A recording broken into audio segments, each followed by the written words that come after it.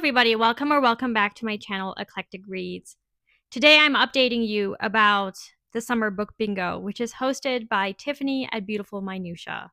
I just got my first bingo, and I want to talk about the books that I read, how I rated them, and which ones I would recommend. This is my second summer in a row participating in Tiffany's Summer Book Bingo, and it will certainly not be my last.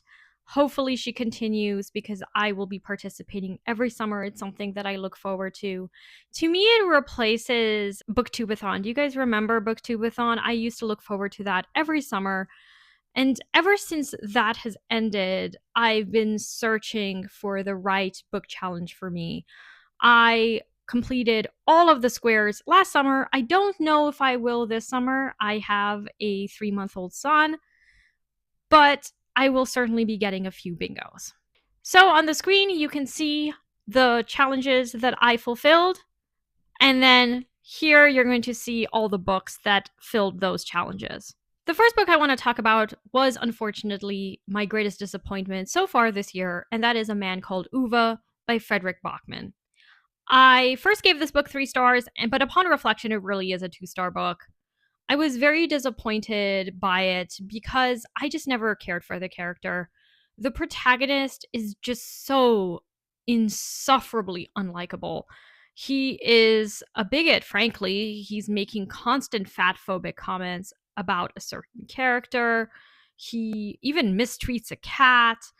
And while, yes, he does some nice things, it really feels at odds with what he says and the other things that he does.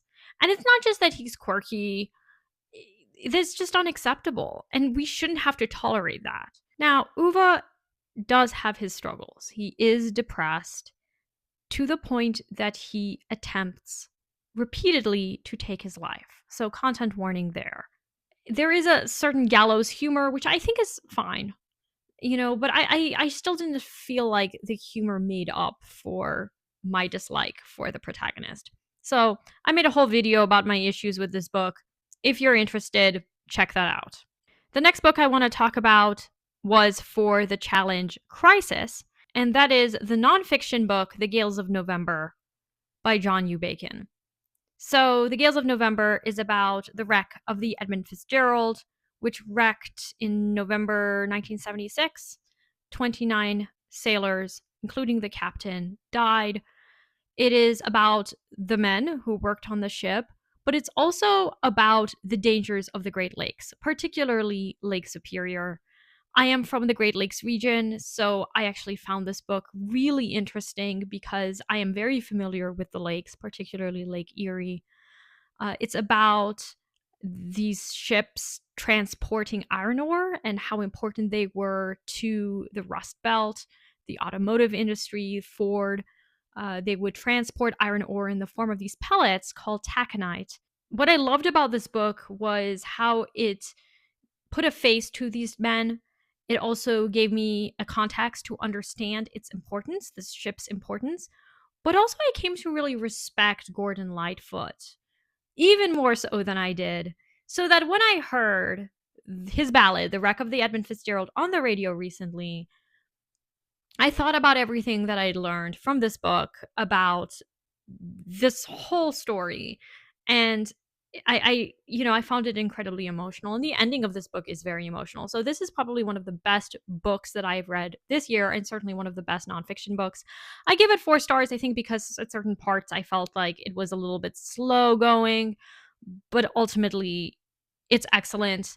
And it's more than just about the ship, although of course it is about the ship and about the men. And it talks about their lives in a way that respects and honors their ambitions and their humanity. So this was an excellent book. The next book I gave 3 stars to, and that was For Fire on the Cover, Keeper of Lost Children by Sadika Johnson. The girl on the cover is Sophia. She grows up in the 60s. She's mixed race, but she doesn't really know her background very well. She grows up on a farm, and she suddenly gets a scholarship to an elite boarding school that has finally accepted Black students. She comes to learn on the first day that she's only one of 5 Black students at the school. And it's about her experience at the school, but also trying to uncover her own family history. We're also following Ozzy, who was a GI right after World War II when the military was finally integrated in Germany, and his relationship with a German woman. And we're also following Ethel Gathers, who is based off of an actual woman, Mabel Grammer, who ran the Brown Baby Plan, having these mixed race children who were given up by the German mothers for adoption. Really, they were given up, put in orphanages, and they weren't getting adopted out because they were mixed race. And Ethel Gathers learned about that, and she devised a plan to have these children adopted out by African American families in the United States. Those are the 3 different characters. I found this story really interesting, but I just wanted more depth. I think things were just too simple. Particularly the character of Ethel Gathers. She should have been the star of the book because this was her story, right? She is the one who devised the Brown Baby Plan. And yet, I just didn't really believe in her character as much. I felt like things were too simple. She adopts these children from the orphanage, and they adjust so easily. And I don't find that believable. Children who are adopted in this way would be dealing with trauma, and I wanted to see some of that. So ultimately, it read like a Lifetime book, to be quite honest, and I gave the book 3 stars. Next was a book that I picked up from a used bookstore because of the author, and that's for youth. The Knight and the Squire by Terry Jones, who is a Monty Python. Okay? This is one of a trilogy of books set in the Middle Ages. We are following a boy named Tom, who is very educated. He knows Latin, and he is told that he's going to become the scribe for an abbot, and he runs away. And along the way, he meets a squire, and the squire is serving a Lord John. He's a knight. And they are going to France to help the Duke of Lancaster in his fight against the French. I would recommend it, definitely, but I didn't, it didn't know what it wanted to do in terms of tone. In the beginning, it was really funny, which is what I would expect, right, for a book written by a Monty Python. But then it became really serious, and the humor fell away. I also felt like the book was going in a certain direction, this idea of, things aren't as they appear, but it didn't follow through with that theme, and I was disappointed by that. I gave the book 3 stars. I would be interested in reading the other 2 books in the series, and if you are interested in a book by a Monty Python, I would recommend this. The illustrations are also quite good.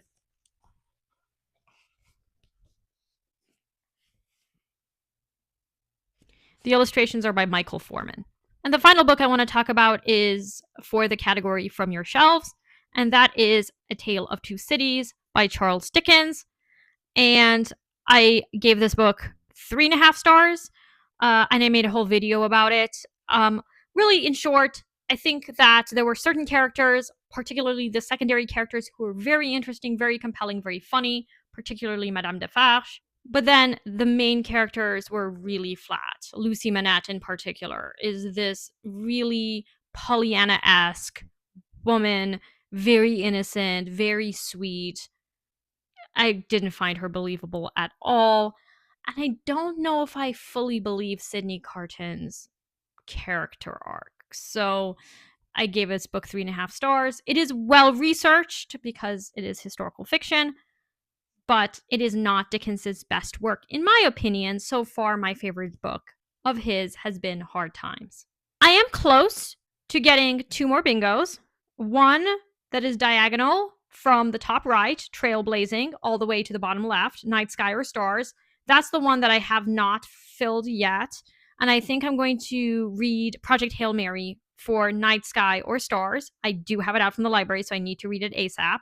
And then I also have a bingo beginning with short story or novella, vertically all the way down to not as popular book. And the book that I want to read for not as popular book is The Red House Mystery by A.A. Milne, because of course it's not as popular as his Winnie the Pooh stories. Those are the ones that I see myself reading before the end of this challenge, so at least I'll have 3 bingos. Let me know how you're doing if you've read any of these books. As you can see, it has been a mixed bag, but I'm really happy that I read one excellent book, The Gales of November. Thank you everybody for watching, and I will talk to you later. Bye now.